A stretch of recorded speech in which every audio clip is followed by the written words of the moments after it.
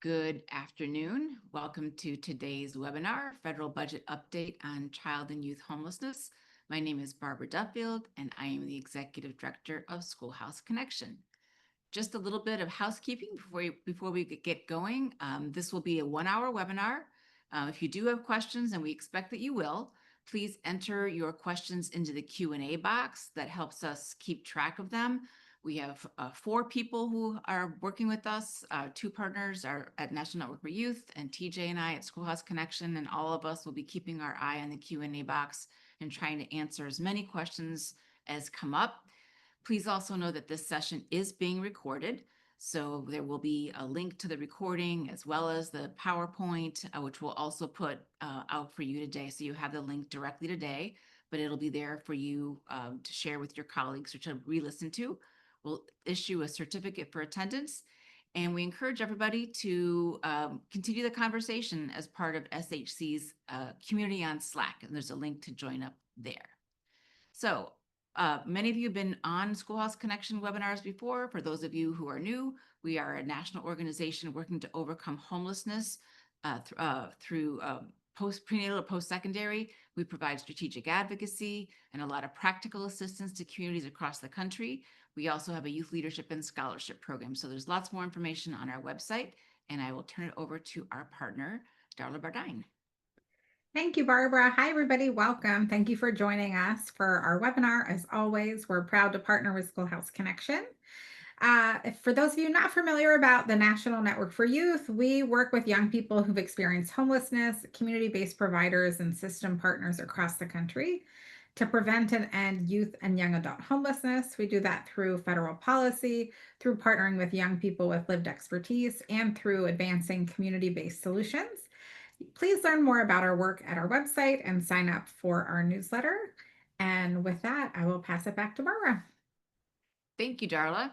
So this is Schoolhouse Connection's 5th federal policy webinar of 2025. It's the 3rd that we've done jointly with the National Network for Youth. And there continues to be a lot that's happening at a very fast pace. And we know that the volume, the speed, and the complexity of the issues are difficult to navigate, even for those of us who are really deep in it. This is especially true with respect to the federal budget, because right now there are 3 different budget processes that are playing out simultaneously. So our goal today is to bring as much clarity as we can to the substance, the state of play, and also some strategic actions that we can take.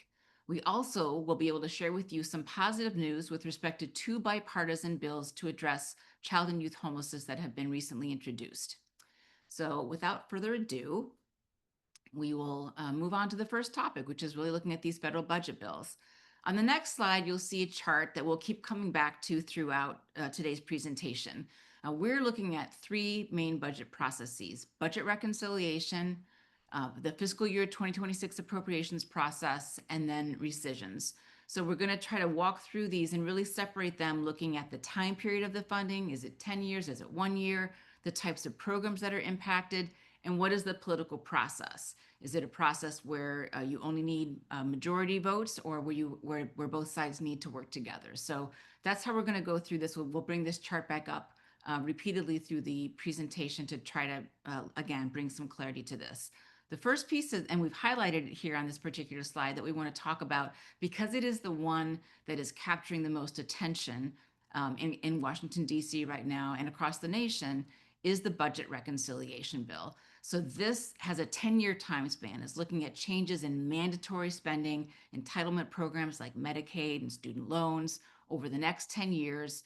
And the process for this is a simple majority, which means that Democratic votes are not needed. On the next slide, just to bring you a little bit more up to date about what's happened so far, this legislation did pass the House last month. This is, again, the bill that sometimes it's the name of it, the actual official name of it is the One Big Beautiful Bill Act. Sometimes it's called the Mega Bill, other names for it. But this is the massive budget reconciliation bill, and it is over 500 pages. There are far-ranging impacts across policy areas, everything from guns to AI. So just know that we're giving you just the tip of the iceberg, just focusing on some of the issues that are most directly related to child, youth, and family homelessness. And we'll be giving you some links to dig in deeper as we go through it. So where it's at right now is it is now making its way through the US Senate's budget reconciliation process, which is a very specific process. Congressional leaders have set a goal of getting it through the Senate by July 4th. That is increasingly unlikely based on internal disagreements. Could happen, but there are a lot of internal disagreements. So it seems more likely to be later in July. And truly, again, this is the top priority in the Senate, which means that it's slowing down all of the other budget bills. So again, we're going to go through this in the major areas in education and health and child nutrition, and again, give more information for giving you links where you can get more information, but just sort of the top pieces that we're focusing on within K-12 education. Both the House and the Senate bills provide essentially 100% dollar for dollar federal tax credits to incentivize giving to private schools, to essentially to create a national voucher program by providing these tax credits for those who donate to scholarship granting organizations. These are for students whose family income is no greater than 300% of the area median income. The two bills are different in the sense that the Senate bill is a $4 billion, would cost $4 billion. That's what it would transfer from tax dollars into private education. It would it make it permanent, and it would begin in 2027, whereas the House legislation is $5 billion and would be in effect for a limited time period. Why are we paying attention to this at Schoolhouse Connection?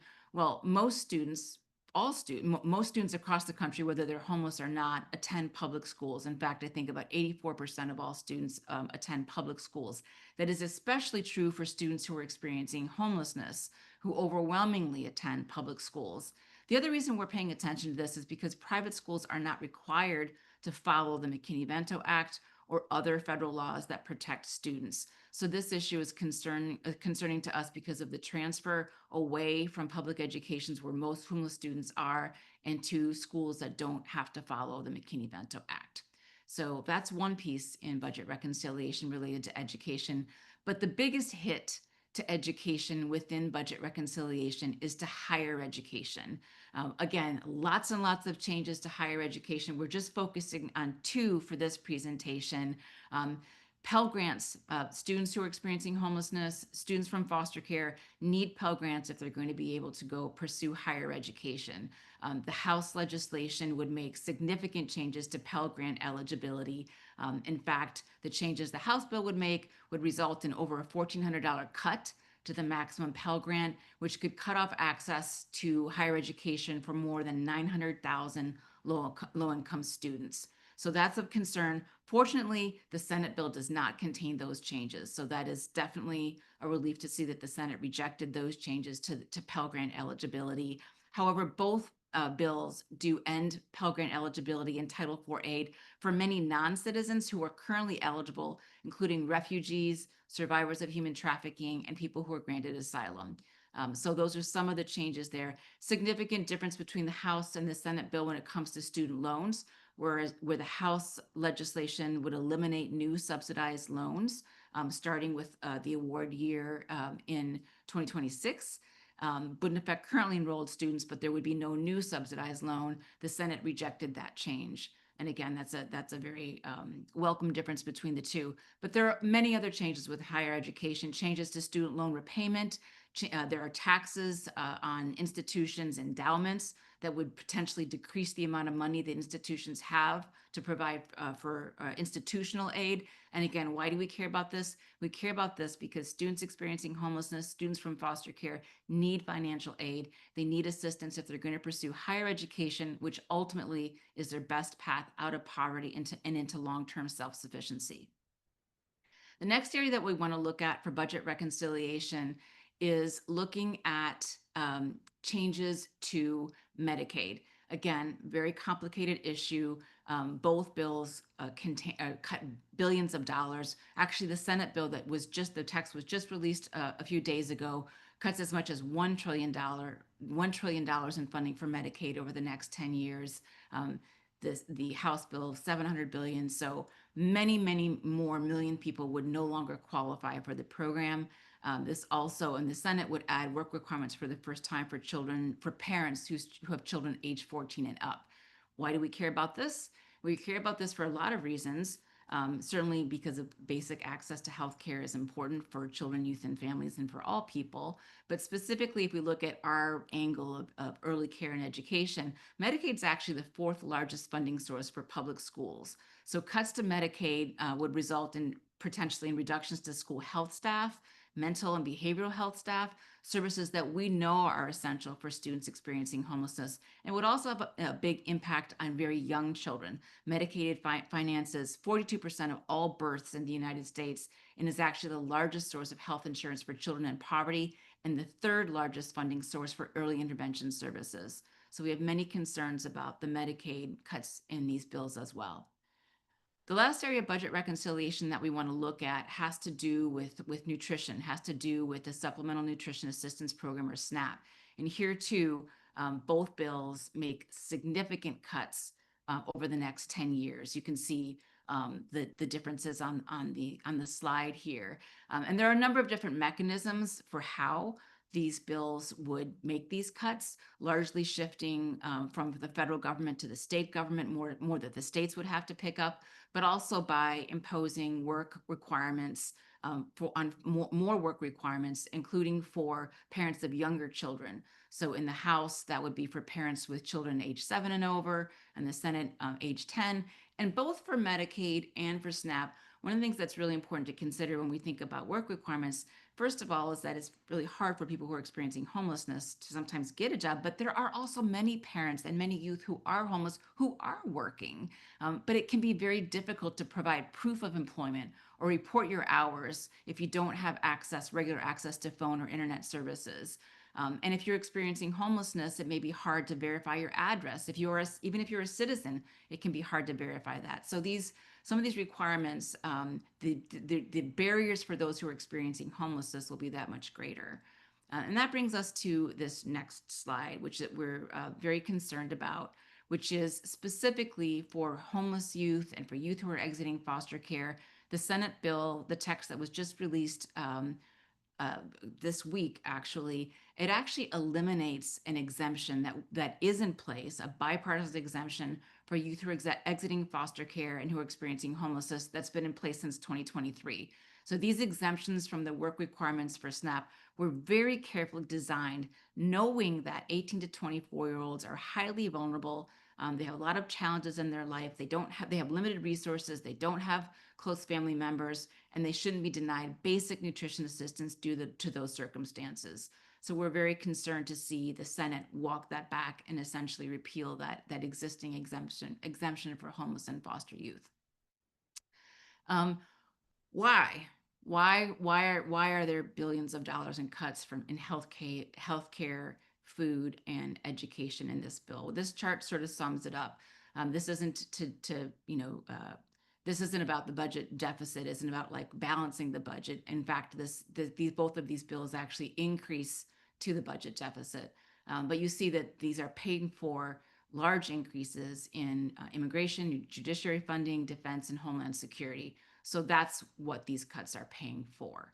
And the next slide, just want to share a little bit more about the income levels. And because the other piece, of course, is taxes, major changes to taxes that we're not going to go into. But even if you take into account changes in the child tax credit, for example, this chart, which is based on data from the Congressional Budget Office and was compiled by the New York Times, shows over 10 years how the House bill would affect different incomes. And I think it's a very clear graph that shows that over time, those who are living in poverty would see less.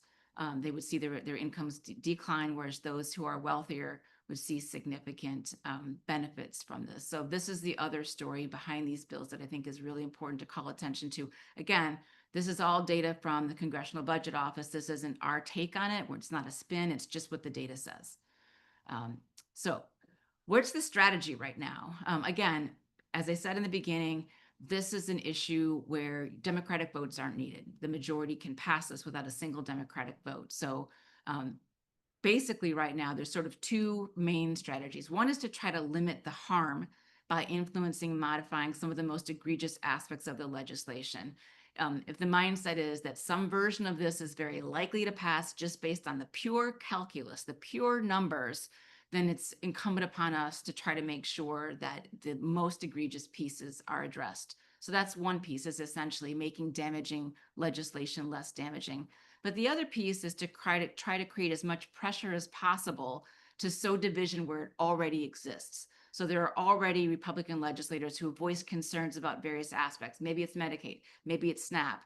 And those who are on the fence really need to hear from their constituents so that they get off the fence and vote against the legislation. So we've named some key states here where if you are in those states, Alaska, Arkansas, Kansas, Maine, Missouri, or West Virginia, you have an outsized role here in advocacy because your senators have expressed some concerns and we need to weigh in with them. So that's the overall budget reconciliation advocacy strategy at this point in time. Do want to share, because part of our goal here is, again, influencing these different pieces that are moving separately.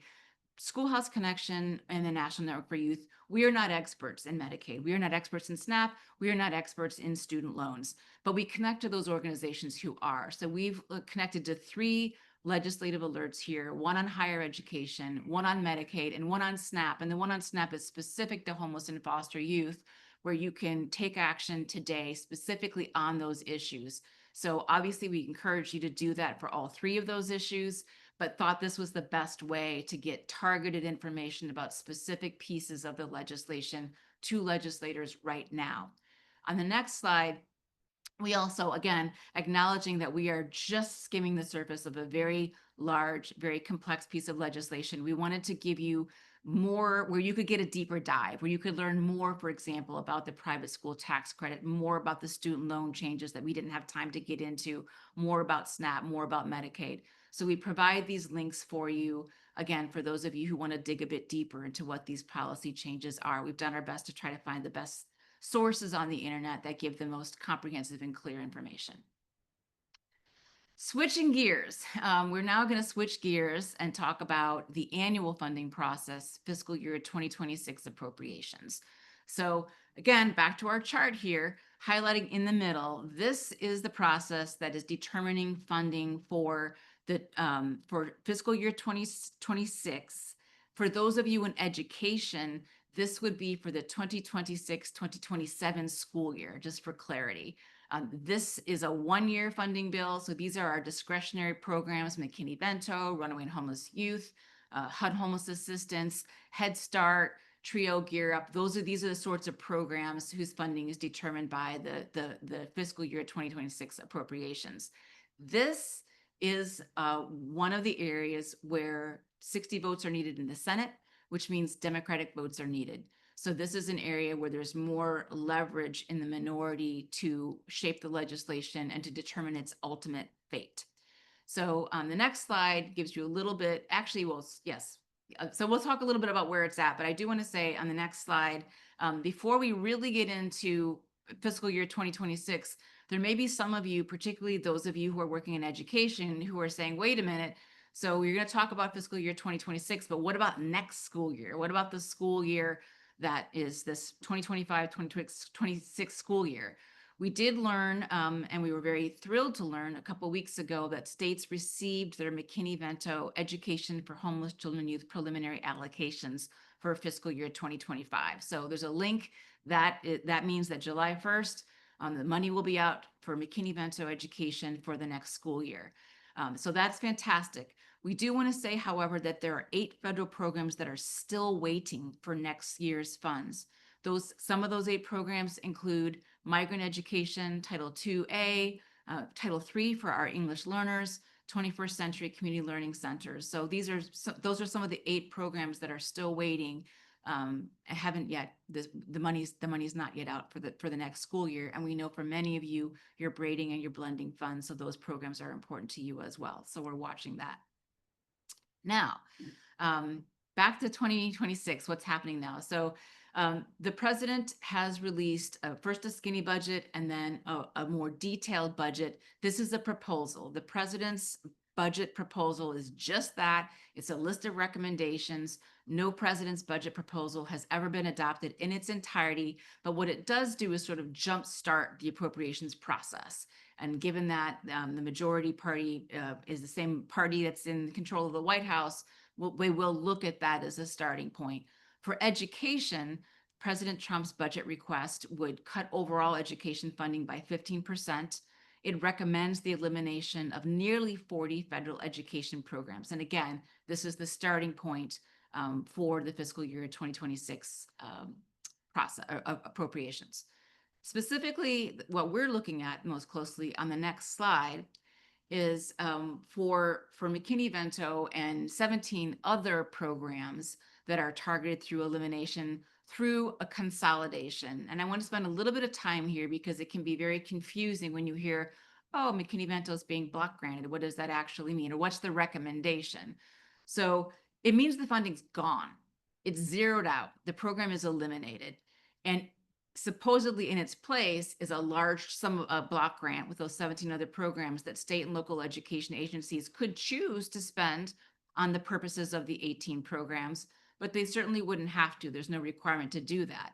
But again, we haven't seen legislative text. And typically when there's a block grant proposal, what you see is that the underlying laws are repealed. They're actually eliminated. So it's not like there would be our authorized uses of McKinney-Vento wouldn't just be stuck into a block grant. There might be a line about you can use this to serve homeless students, but essentially consolidation means elimination. We also know, and we saw this in the pandemic, that when homeless students are listed as an authorized use of funds, but that's not required, funding does not get directed there. We saw that in the pandemic with the CARES Act, only 18% of McKinney-Vento liaisons saying that money was actually getting targeted to students who were experiencing homelessness. So again, if there's no targeted outreach, if there's no McKinney-Vento protections in place, these children will not be in school to benefit from any local, state, or federal funds. On the next slide, we want to talk a little bit more too, just to give you a preview for what we'll be putting out next week. Part of this budget proposal is really essentially articulating a vision of stepping back the federal role in education and essentially, quote unquote, returning education to the states. What exactly does that mean for students experiencing homelessness? Next week, we'll release an analysis that we did of all 50 states' education codes to look at those core pieces of McKinney-Vento, requiring a liaison, immediate enrollment, the ability to stay in the school of origin, having transportation, dedicated funding.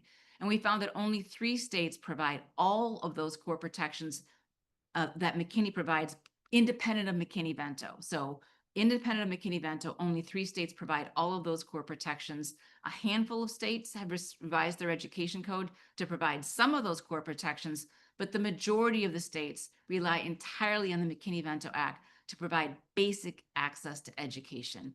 Only 4 states provide any dedicated funding for homeless students, and that's important, but it doesn't replace the federal funds. And then 3 states provide some reimbursement for transportation. So that is coming out next week, and hopefully will be eye-opening both in our advocacy to preserve the McKinney-Vento Act. And of course, we do want states to step up because it's good. We need to have both, but really it's to say that we need this federal law. We need this federal funding. Next slide. Just to say what are within the president's proposal, what are other programs that targeted specifically for elimination? Migrant education, Title III, preschool development grants, career and technical education, Gear Up. If you want to see all 40 programs and what that looks like, we provided a link to an Education Week article that I think does a good job summarizing everything. And with that, a few more things before I turn it over to National Network for Youth. So what is our strategy right now for preserving the McKinney-Vento education program? Again, knowing that this is a starting point, but it is a starting point, we right now are focusing on Republican members on the House Appropriations Committee or other Republicans who supported education funding with a clear ask: please preserve McKinney-Vento education for homeless children youth funding. Do not include it in any consolidation proposal. Trinity and Darla will speak to the timing of this a little bit later, but I'll just say July 21st.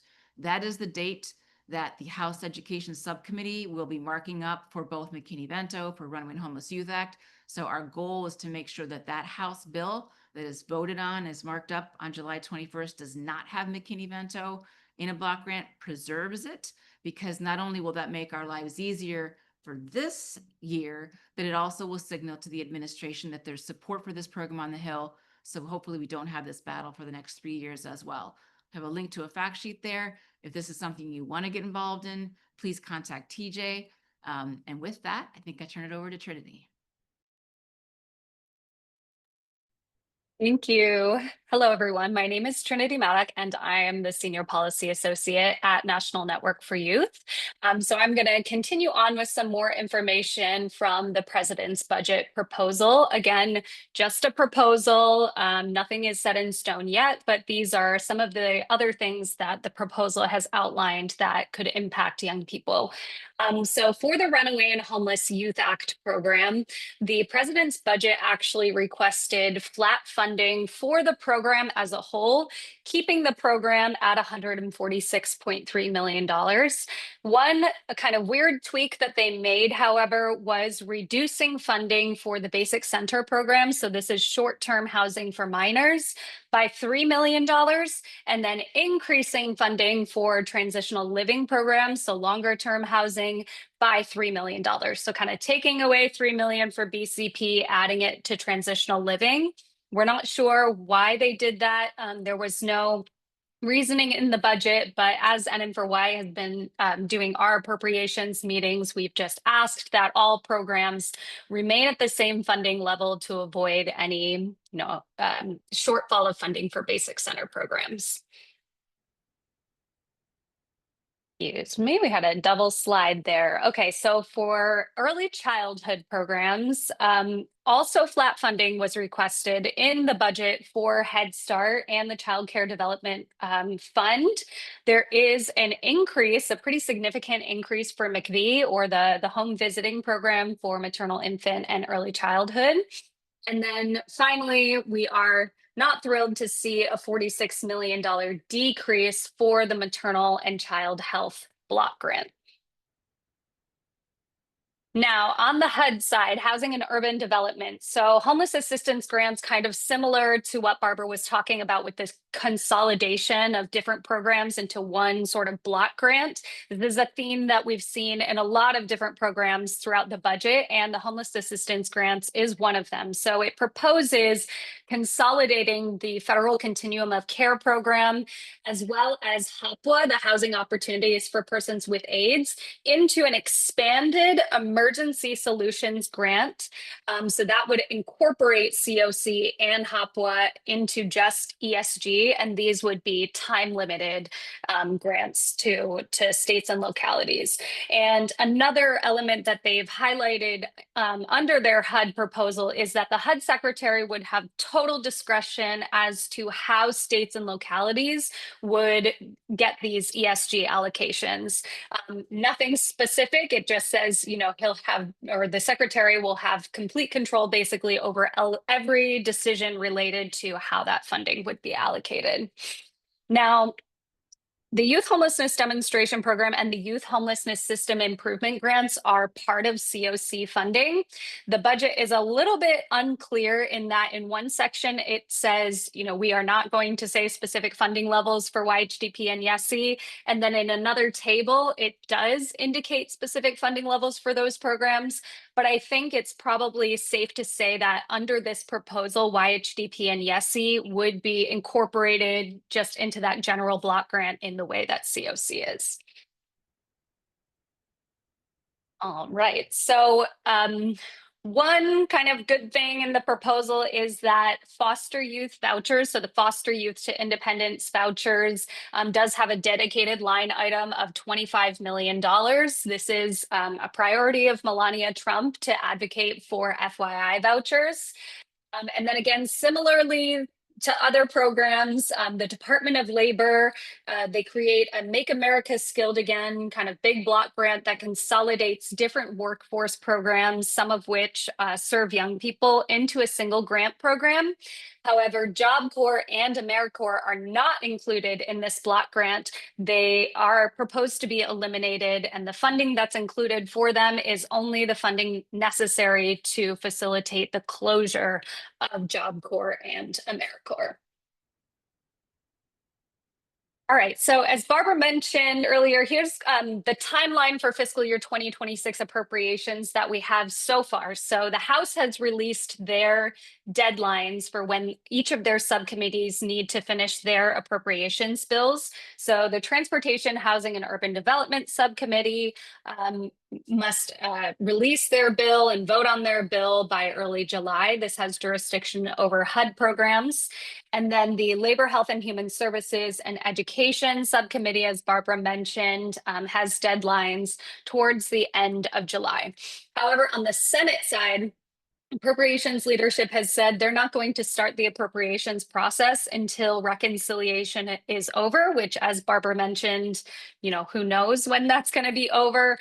So all in all, we can expect the appropriations process to likely be delayed this year. And with that, I'm going to turn it over to Darla. Thank you, Trinity. Hello, everybody. So continuing in our talk around FY 2026 appropriations, the National Network for Youth, we've been working very closely with Schoolhouse Connection as usual on Dear Colleague letters in both the House and the Senate. A Dear Colleague letter is a letter that members of Congress write, in this case, to other members of Congress. So in our House Dear Colleague letter, it's bipartisan. So we have Democratic and Republican signatures, and that letter is sent to the House Appropriations Committee. And that letter specifically asked for $304 million for the Runaway and Homeless Youth Act program for fiscal year 2026. And it asked for $200 million for the McKinney-Vento Education for Homeless Children and Youth program. And we had 121 U.S. representatives sign that letter. In the Senate, we had our bipartisan Senate Dear Colleague letter, and that letter was sent addressed to the Senate Appropriations Committee, and that asked for robust funding for both the Runaway and Homeless Youth Act and McKinney-Vento for Education of Homeless Children and Youth program, and we had 33 senators sign that letter.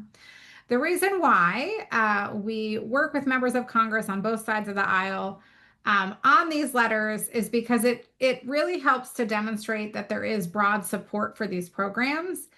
And I want to thank all of you. I know many of you reached out to your members of Congress and asked them to sign these letters. And it's important that you deliver these letters and help us get these letters to the members of Congress, but I'll talk about that in a little bit.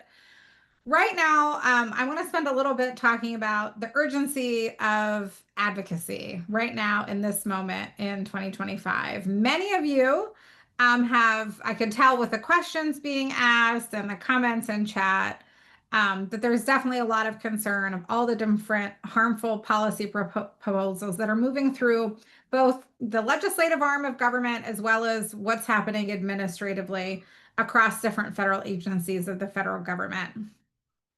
And I think if you focus on that, it can be very discouraging and depressing. But at the same time, we have been seeing, small wins here and there where advocacy is having an impact, where critical funding is protected, where there has been the ability to change administrative decisions. And that's why now more than ever, it's really important that all of you get engaged, take the time to send the email, to have the phone call, and to reach out so that we can work as hard as we can to protect programs and ensure that the policies that we care about the most remain in effect in spite of the turbulent political times that we're in now. Now is not the time to be neutral. Now is not the time to think, oh, someone else is going to send the email. Someone else is going to make the phone call. Someone else is going to host the site visit. No, we cannot wait or expect anybody else to do the work. It really is going to take all of us to kind of help to protect our programs through these turbulent times. Next slide, please. So we have an in-district advocacy toolkit. You can use the QR code there, and I think there's a link to it that's been shared in chat, and there's the whole links for all the slide decks are in chat. Lawmakers are accessible, tend to be more accessible and responsive when they're back in their home states or their home districts. So really knowing and making that local connection can be incredibly powerful. You don't need to fly to DC to meet with your elected officials and make an impact. You can meet with them in your communities, in your states. And we really encourage you to invite your legislators to visit your program, to visit your site, to see about your work. Also, you can have a meeting with them, meet with them in their office when they're back in district. And so I put here on the slide some of the upcoming opportunities when your elected officials should be back home in their home district. Congress is not in session, so they will not be here in DC. So from August 4th to the 29th, the week of September 22nd, and the week of November 10th. So we really encourage you all to reach out now. Reach out to both of your senators, both of your US representatives, and ask for a meeting with them personally in August. Invite them to tour your program. I hear from young people that you're serving during the month of August or during those dates in September and November. If you don't know who your representatives are, we have a tool you can use. So we have linked to that as well. Next slide, please. And also, I'm telling people now is the time to become like the A+ advocate, right? And so, like I said, you can't wait for somebody else to come and do the work and do the advocacy. Now is the time where we're really asking you to do some relationship mapping. Members of Congress are people. They can seem like kind of these distant figures, but they are people. They have friends, they have relatives. So map your network. Do you know someone who knows someone? Explore connections through church, through school. If you're a nonprofit and you have a board of directors, you never know who they know. And if you don't ask your board or ask your connections or ask your partners, and often, we also have found that some of our providers have close relationships with a city council member, and they actually personally know the senator and can send them a text or give them a call, and even in social clubs. Also, another strategy to become the A+ advocate, I know you all want to become, is what do they care about? What matters to them? We have found that a personal connection to mental health or child welfare, human trafficking, education, the economy. More recently, we had around just like maternal health and pregnancy and parenting being an area where you can connect. And try to tailor your message and make it personal. So I gave one example already of a city council member that was very supportive of a youth homelessness provider who had a personal connection to a senator. We had another one where they had a board member of their nonprofit that used to work for the representative or used to work for the senator. We have another case where a senator's wife used to volunteer at our program. And so then, maybe the connection isn't to the senator, but it's to the senator's spouse or other family member. So do the relationship mapping, make the connection and say, hey, listen, we're, in this situation where the president's proposing to eliminate funding for this important McKinney-Vento education program. It's a vital lifeline. We really need you to reach out and show support for the program so that when it comes to the FY 2026 appropriations, that program is fully funded in the bill, no questions asked. Next slide, please.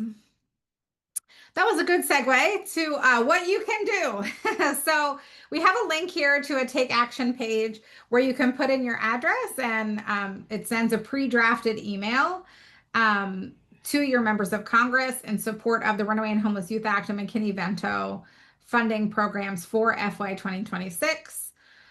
Also, if you know your members of Congress, legislative staff, send them an email, share the Dear Colleague letter. So I talked about in the beginning, those Dear Colleague letters that we work so hard in partnership with you all to get all of those members of Congress to sign in support of these programs. Members of Congress aren't going to read those letters unless we deliver it to them. Say, hey, look at this letter. Look at all the bipartisan legislative support that these programs have. So you can download, you can share the links to those Dear Colleague letters whenever you email your senators, share the Senate Dear Colleague letter whenever you email your US House representatives, share that link. Also, like I said, if you have a program that has where you can invite folks for a site visit, consider inviting your legislators to come tour or their staff to come tour. August is a great time. This is a perfect time for you to reach out now to schedule that in-district meeting or that site visit for August. And we're here to support you. We know that sometimes advocacy can be daunting or you don't know where to begin. Both the National Network for Youth and Schoolhouse Connection are happy to help you. We'll help you schedule meetings, give you contact information. If you need it for your members of Congress, we'll help you to prepare for your meetings or a site visit. You can reach out to Trinity at the National Network for Youth and TJ at Schoolhouse Connection. And with that, I'm kicking it to TJ. Thanks, Darla. Hi, everyone. I'm TJ Lucas, Senior Manager of Federal Policy at Schoolhouse Connection, and I'm going to talk about the third budget process that is happening simultaneously right now in Congress. On the next slide, you'll see the chart that was referenced earlier in the webinar. Highlighted is the recessions bill, which means that money has already been allocated by Congress and signed by the president in the FY25 budget. The president has sent a request to Congress to rescind some of this money.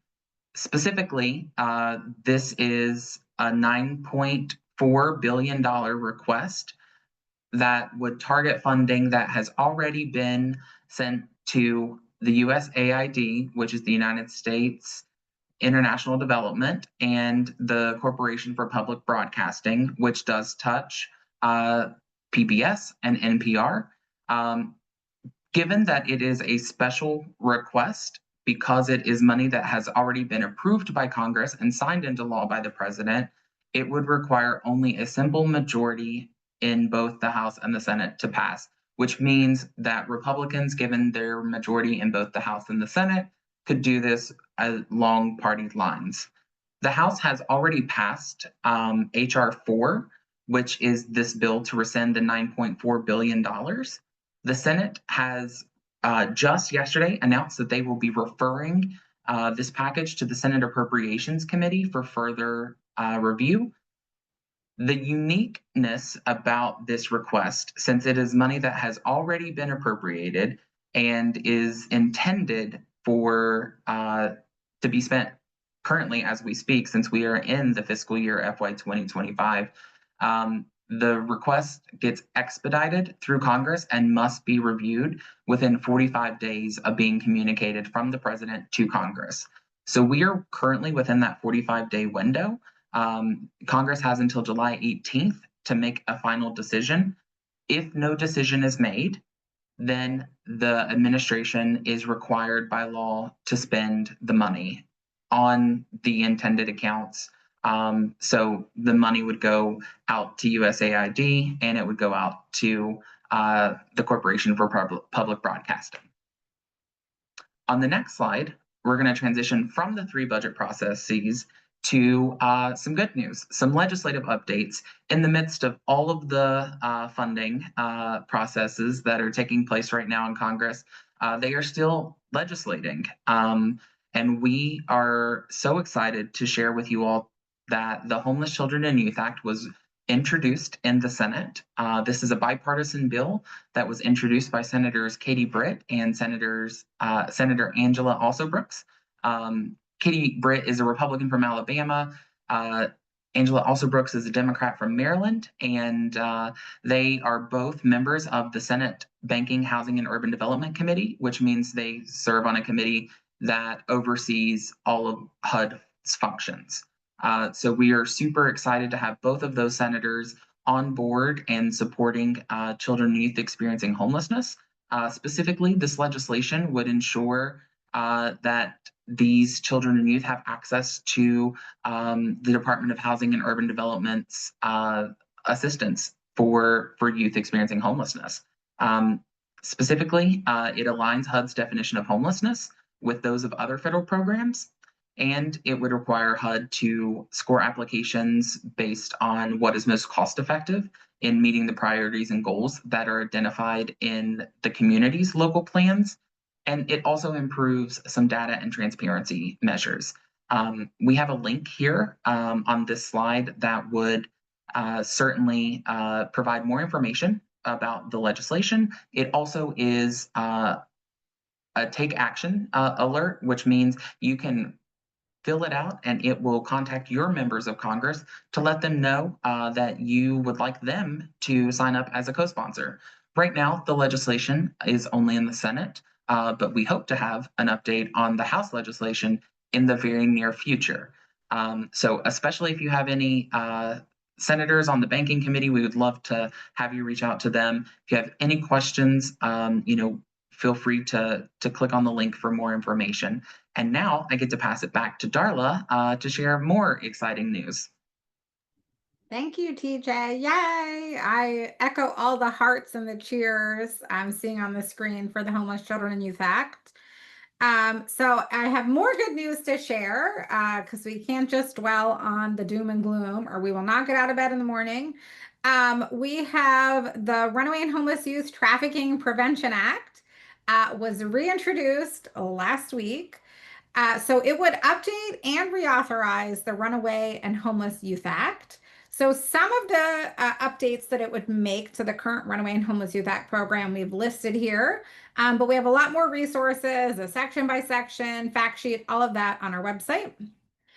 So I'll just briefly go through. So it would prioritize outreach and extend services to survivors of sexual abuse, exploitation, and trafficking across all Runaway and Homeless Youth Act programs.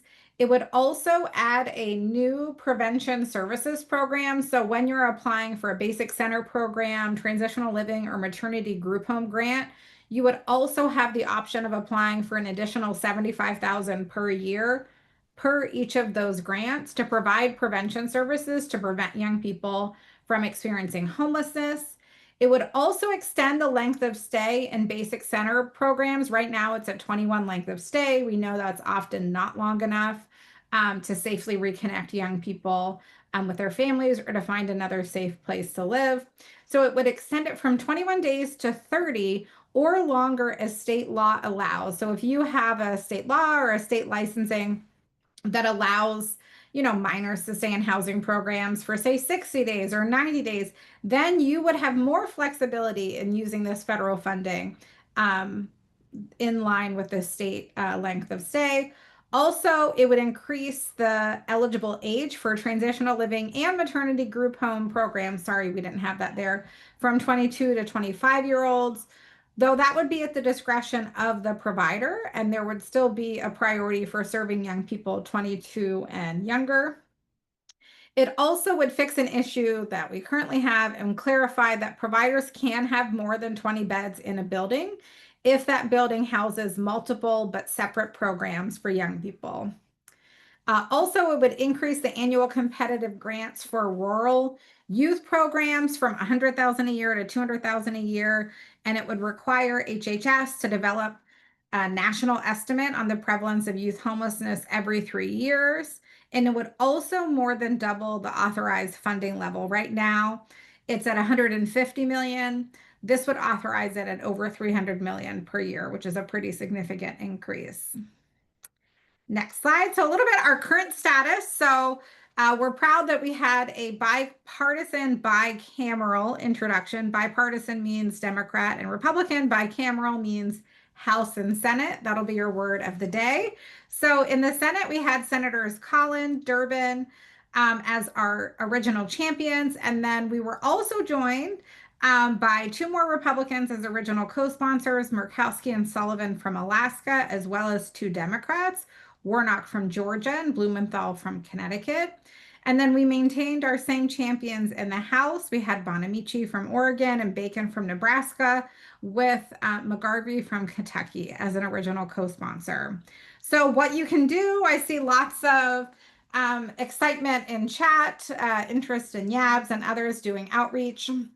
You can send an email to your legislators. You can email all of them because it's House and Senate. So you can email both your senators, all your House representatives. We know some programs span multiple congressional districts in the House. You can email them using that link there. We also have a draft email. If you already know who your staffer contact is, it's better to just email them directly and not go through the form. and ask them to co-sponsor the bill. It's bipartisan. We have all the information, fact sheet, section by section, list of endorsing organizations. All of that is on our website. And we are asking for organizations to endorse the legislation, so you can use that link and endorse the legislation, and we'll keep updating that list of endorsing organizations on our website. And I think now we're going to Q&A. Is that right? Yes, indeed. So we've been, at least I've been really focused on the, and Trinity's in there too, answering in the Q&A. So somebody asked, Darla, I'm confused. How will Yeah. these new bills get funded if funding is being eliminated? Oh, yes. So good question. So appropriations is a separate process from, though connected to budget reconciliation. The first step is to get, the Runaway and Homeless Youth Trafficking Prevention Act from a bill to a law. So, hopefully we can get it passed this year or next year. And then it'll be a matter of appropriations advocacy. And I don't know what the state of play will be for FY27 appropriations. I mean, FY26 is still a mystery. But it'll be a separate process. What I can say is historically, once a bill or a program has been reauthorized, that's when you usually see a significant increase of appropriations. Obviously, with rescissions and reconciliation, there's a lot of question marks there, but it definitely gives us a lot more leverage to request increased funding. Thank you, Darla. Mm-hmm. Other questions, again, the Q&A pane is the place to put them that we can try to answer some of them live. We've been doing our best during the session to answer them, but any questions you have about anything that we've been talking about, whether it's budget reconciliation, 2026 appropriations. Yes, SES. Darla, there's also a question in the chat from Joseph. Any guidance on SOP funding through HHS? Yes. So we knew this would come up. So lots of questions about when the Runaway and Homeless Youth Act NOFOs are going to be released. In particular, we heard early on that street outreach program might not be released because the law says may, the secretary may instead of shall. So the last update we heard when a Republican senator reached out directly to the administration on children and families was that all the RHYA NOFOs, including street outreach, will be released at the end of June or beginning of July. So that's what ACF told Republican Senate office a couple of weeks ago. So that's the last kind of update we have. We know there is kind of no projection on grants.gov for street outreach where there is for the other ones. Another scenario we heard is that the grants would just be extended a year without a competition. So if you have a current RHYA grant, it would just, be extended for a year and there wouldn't be a competition. I don't know. I think we'll all feel better when the NOFOs are put out there into the world. But that's what we got for intel. I want to acknowledge somebody said this is a lot. It is a lot. It's a lot happening at the same time. So we tried to organize. I mean, really, I guess one way to think about it is now June, July for the Senate is act on budget reconciliation. Now June, July in the House is act on 2026 appropriations.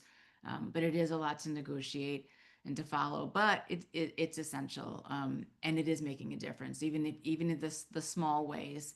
Somebody asked if there was a single sign-on letter for opposing the budget reconciliation, and that reminded me that actually today is a National Day of Action. I'll put it. Actually, I don't think I put it for everyone here. I put a link in the Q&A, but I'll put it for everybody. So the Coalition on Human Needs is organizing. And so they have kind of a call script there, and they've got other information there. So in terms of just the overall kind of not focusing on education or health or SNAP, that is a coalition and a resource as well for you. Trinity, Daniel, did I miss any other questions that came in? Yes, there was a question. Any news with the community schools grant? I don't know. TJ, do you know anything? I mean, I know that community schools is one of the programs that the president's budget would recommend eliminating, but I don't know in terms of fiscal year 2025 funding. So maybe while TJ's looking at the answer to that, I can put the PowerPoint in the Slack for everybody. And then another, is McKinney-Vento okay for 2026? Maybe you could just reiterate the state allocations for 2026 and then beyond. Yeah, so McKinney-Vento is okay for the school year that starts this fall. McKinney-Vento is okay for the 2025-2020 school year. So starting July 1st, this next school year. What hasn't been determined yet is for the 2026-2027 school year. That's the advocacy that we're working on right now. And we should say too, many observers on the Hill and in community expect that there could be another continuing resolution, given how far apart the two sides are. So that's another scenario as well. And again, our goal is to stay alive, to live to fight another day, which we were able to do. So we're glad for that. All right, let's see. And we'll keep answering questions on this, and just what we've got some additional slides that are mostly just about resources, but just again, really want to emphasize the importance of advocacy in any way, shape, or form, even if it's just sharing with us privately what you're seeing, because you want us to know what's happening on the ground. I've told many others this, and I'll say it here too. Right now, the thing that is really keeping me going is doing those virtual Hill visits with you all. So those visits are amazing. I learn from you, and we hear you share the power of your work with people who've never heard about it before. So really want to just offer that invitation to join us in advocacy and information sharing. And thank you for everything. And Barbara, you have two EHCY related questions in the All right. Q&A. I'll stop crying then. Let me look, put the glasses back on. And a question about what a continuing resolution is in chat. Yes. Okay. So continuing resolution just means it keeps going. It means it's level funding. So that's what's happened. It basically just means the funding keeps going. It's supposed to mean at the same funding level. So essentially that's what that's supposed to be. Title I funding for 2026. It's nothing's assured for fiscal year 2026. It just means that the president hasn't recommended cutting it. So that is a good thing, not to have that threat hanging over our heads. But Title I is also intact in terms of the set aside requirements for homeless students. It'll still be there. So that's one fallback option. It'll be obviously much more difficult if there's no McKinney-Vento liaison, et cetera. So thank you, Mayor Lee, for that question. Another question, if EHCY is included in a consolidated block grant, wouldn't states technically still be receiving funding? You would need to ensure that they're enacting the McKinney-Vento Act. McKinney-Vento protections are contingent on states receiving McKinney-Vento Act funds. Given that we have a longer runway to spend McKinney-Vento Act funds, in theory, the parts of the legislation would be intact. But the bottom line is, if the funding goes away, the protections go away. So it's a very confusing issue. I tried to answer this question earlier, but if the underlying statute is repealed, like in a consolidated block grant, if they just repeal McKinney-Vento, then there's nothing. But if they don't fund McKinney-Vento, it's the same as essentially repealing it, because the protections depend on states receiving the funds. So I know that's a little bit thorny at the end of a long webinar, and we'll try to explain that a little bit better in our follow-up as well. Anything else that I missed? A lot of thank yous. And we're sending all the thank yous back to you all. It's an interesting question. Would Title I funding support McKinney-Vento Act due to the requiring SEAs and LAs to follow McKinney-Vento Act? There's no assurance in Title I Part A that says if you receive Title I Part A, you have to follow McKinney-Vento. So I don't think we can say that, but it's for special education law, Individuals with Disabilities Education Act does say that if states receive special ed funding, they do have to follow McKinney-Vento for students who are homeless who have special education needs. So that's 1 in 5 students. where McKinney-Vento would, in theory, still be in place because the state receives IDEA dollars. Again, these are questions we hope we don't have to answer because we have every intention of keeping McKinney-Vento alive and funded, but we have to take any threat seriously. So that's what we're doing. All right. Thanks, everyone. Feel free to email us separately afterwards. Thanks so much for your time.